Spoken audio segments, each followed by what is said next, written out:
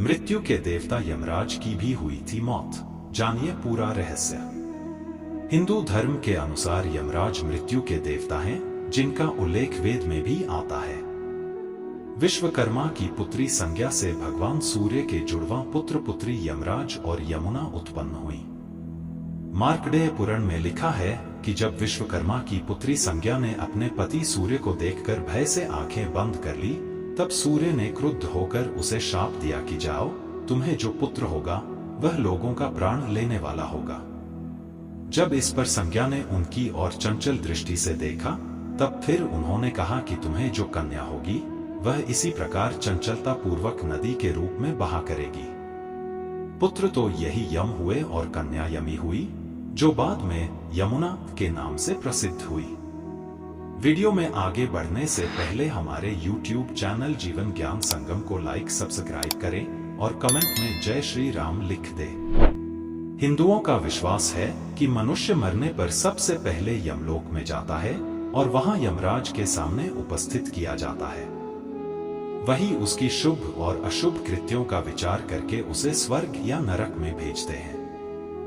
ये धर्म पूर्वक विचार करते हैं, इसीलिए धर्मराज भी कहलाते हैं। यह भी माना जाता है कि मृत्यु के समय यम के दूत ही आत्मा को लेने के लिए आते हैं। ये कहा जाए कि मृत्यु के देवता यमराज की मौत हुई थी तो जानकर आश्चर्य होगा, लेकिन इस संबंध में एक पौराणिक कथा प्रचलित है। यूं तो यमराज की मृत्यु को लेकर कथा का भिन्न भिन्न वर्णन मिलता है, लेकिन यहाँ इससे जुड़ी एक कथा पढ़ने को मिलेगी।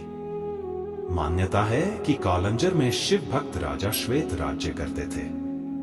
वृद्ध होने पर उन्होंने अपना राजपाट बेटे को देकर गोदावरी नदी के तट पर एक गुफा में शिवलिंग स्थापित किया और वहां शिव की आराधना में लग गए। वे राजा श्वेत से महामुनि श्वेत बन गए थे।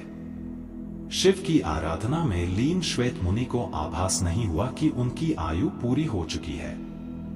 मृत्यु निकट आई तो यमदूतों ने मुनि के प्राण लेने के लिए जब गुफा में प्रवेश किया तो गुफा के द्वार पर ही उनके अंग शिथिल हो गए। वे गुफा के द्वार पर ही खड़े होकर श्वेत मुनि की प्रतीक्षा करने लगे।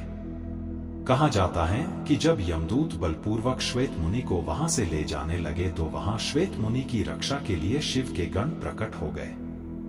भैरव ने यमदूत मृत्युदेव पर डंडे से प्रहार कर उन्हें मार दिया। इधर जब मृत्यु का समय निकलने लगा तो यमदूतों ने कांपते हुए यमराज के पास जाकर सारा हाल सुनाया। मृत्युदेव की मृत्यु का समाचार सुनकर यमराज क्रोधित हो गए और यमदंड लेकर भैंसे पर सवार होकर अपनी सेना के साथ वहां पहुंचे। यमराज जब बलपूर्वक श्वेत मुनि को ले जाने लगे तब सेनापति कार्तिकेय ने शक्तिस्त्र यमराज पर छोड़ा, जिससे यमराज की भी मृत्यु हो गई। भगवान सूर्य के पास पुत्र की मृत्यु का समाचार पहुंचा तो सूर्य देव इस समस्या के समाधान के लिए भगवान विष्णु के पास गए। विष्णु ने भगवान शिव की तपस्या कर उन्हें प्रसन्न करने का सुझाव दिया। सूर्य देव की तपस्या से शिव जी प्रसन्न हुए और उन्हें दर्शन देकर वरदान मांगने को कहा। तब सूर्य देव ने कहा कि हे महादेव, मेरे पुत्र यमराज की मृत्यु के बाद पृथ्वी पर असंतुलन फैल गया है। संतुलन बनाए रखने के लिए यमराज को पुनर्जीवित करने की प्रार्थना की। भगवान शिव ने नंदी से यमुना का जल मंगवाकर यमदेव के पार्थिव शरीर पर छिड़के, जिससे वे फिर जीवित हो गए। आज के लिए बस इतना ही। मिलते हैं न्यू वीडियो पर। जय हिंद, जय भारत।